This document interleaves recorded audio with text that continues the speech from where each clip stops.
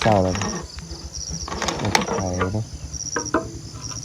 นี่มอนใส่น้ำมันกราบทับไทยสบายดีพ่อแม่พี่น้องซีเบอร์สุดคนเนาะยินดีต้อนรับเข้าสู่ซ่อมยูทูบคำพันบาร์ฮูข่าวเลยพี่น้องมื้อนี้ก็มาไทยนาคอนอันนั้นข่าวเนาะพี่น้องของข่าวเนาะมื้อนี้ก็มาเรื่องเลยเนาะทุกคน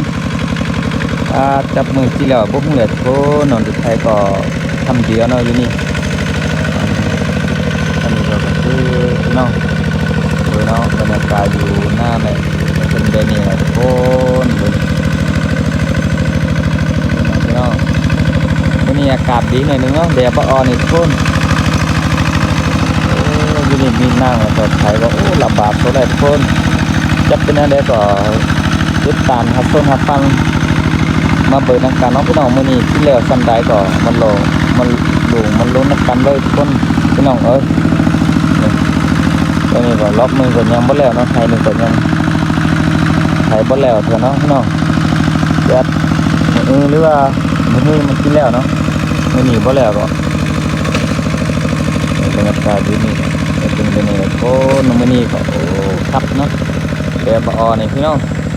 เป็นวิวเนาะมือเพื่อโอเคหน่อยนึงเนาะพี่น้องเดี๋ยวบอนี่โอ้ขายหน่อยนึงเดี๋ยวออกโอ้บ่ไหวที่แท้พี่น้องว่ามันขนาดเนาะเมื่อยเนาะเดี๋ยวออกไลน์ก็เหมือนเพื่อนที่ปลาขัดเชื่อมาพูดอะไรอย่างนี้กินใส่เพื่อนมาบ้างเดี๋ยวก็ใช้เวลามันอาเวนนะขัดเชื่อมาพูดน้องเนี่ยเชื่อมาพูดทำเนี่ยเชื่อมาพูดอะไรอย่างนี้กินใส่เพื่อนมาของแรกถือเจ้ามาthấy đi tinh là nhân cái này thế nào có mấy nhiều có tính 16 này nó lớn หมู่บ้าน nó lại cóต่อ con hao mới nhỉ đấy อยู่ con hao ประมาณ 20,000 เลยก็ไปต่อ con อันน่ะ con ไอ้เคยเนาะประมาณ 3 หรือ 40,000 แล้วพี่น้องเอามาคือไปแล้วเพิ่นกินแล้วเนาะทุกคนก็เฮาก็ไถได้ซั่นนี้แหละเนาะนี่หมดเลยเนาะได้ประมาณนี้แหละทุกคนแต่ว่ามื้อนี้บ่หมดบ่ฮู้แหละทุกคนเนาะฝากติดตามมาเบิ่งกันเลยบนอยู่บรรยากาศอยู่นี่เนาะเนาะเบิ่งมื้อนี้แดดแล้วก็บ่แดดเนาะทุกคนว่ามื้อนี้ก็อากาศก็โอ้ดีอย่างนึงนะทุกคนแดดก็บ่ฮ้อนหลายเนาะที่นี่สบายดียำแรงเด้อเนาะอันนี้เรากลับมาไถนาโอ้แดดตอนแรกนี่คือว่าแดดหอดไถหอดหวานเนาะพี่น้องนี่แดดแห้งสุดเลยนี่เนาะนี่เลยพี่น้อง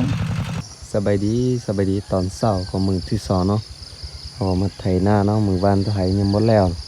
มื้อนี้มาซึ้นต่อเนาะอย่างนี้เนี่ยมื้อนี้กินแล้วเลยทุกคนโอเคตอนนี้ครับไปใส่น้ำมันก่อนเนาะน้ำมันบุญมีแล้วทุกคนมันนี่ให้มาหมดเนาะเอามาแต่เช้าเลยใส่เนาะนี่มอนใส่น้ำมันนี่แหละ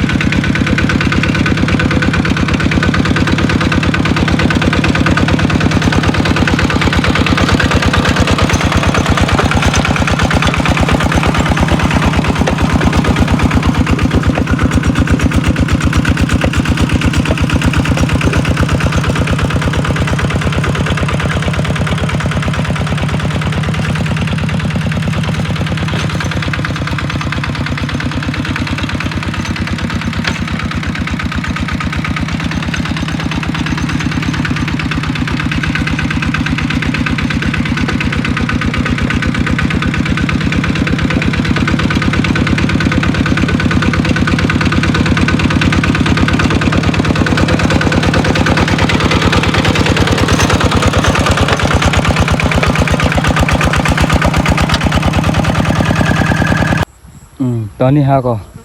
กลับไปกินข้าวก็เด้อเนาะนี่เฮาก็แท้แต่เช้าเอาแต่ล็อกนี่ขึ้นมาเนาะทุกคน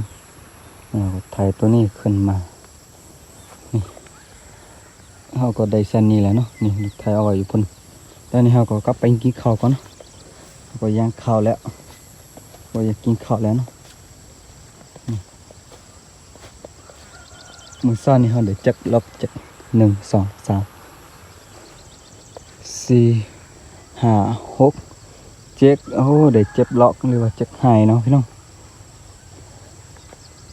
แต่ตอนนี้เฮาก็กลับไปกินข้าวก่อนเบิ่งบรรยากาศตอนเช้าเนาะตอนนี้ก็แดดยังบ่ออกเทื่อทุกคนนี่มื้อนี้ก็บรรยากาศอยู่นี่พี่น้องแดดมันยังบ่ออกหลายเทื่อไข่หมดแล้วเนาะมีแต่ว่าเฮาเอาขบบดมาบดอยู่นี่เนาะอยู่แจนหั่นนะเอาไทยบ่เฮาอยู่นี่มาบดออกมาบดเนาะเป็นแจนแต่นี่เฮาสิมาบดเนาะอ๋อผู้ใดที่มาเกี่ยวสิรู้แล้ว เบิ่งนี่เฮาบดเอาอยู่แจนตัวนี้เนาะ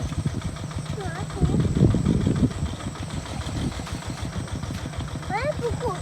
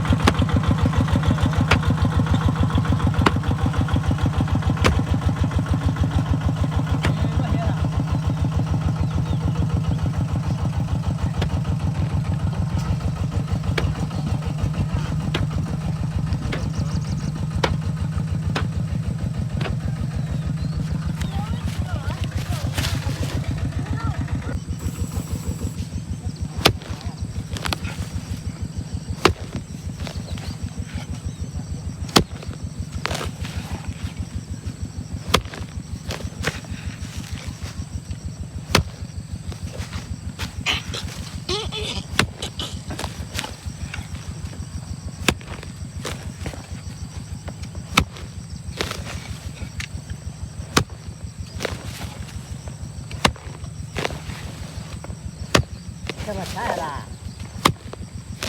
จะเจอตาลาไปใช่อู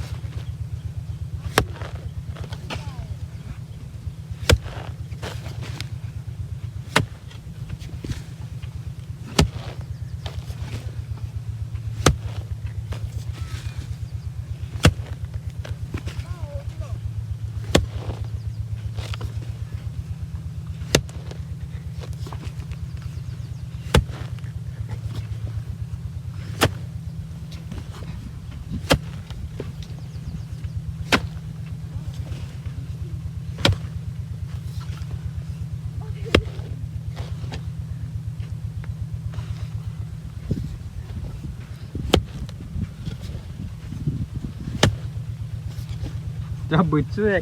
อีกท้ายไม่มาไว้ดัดแต่สิล่ะ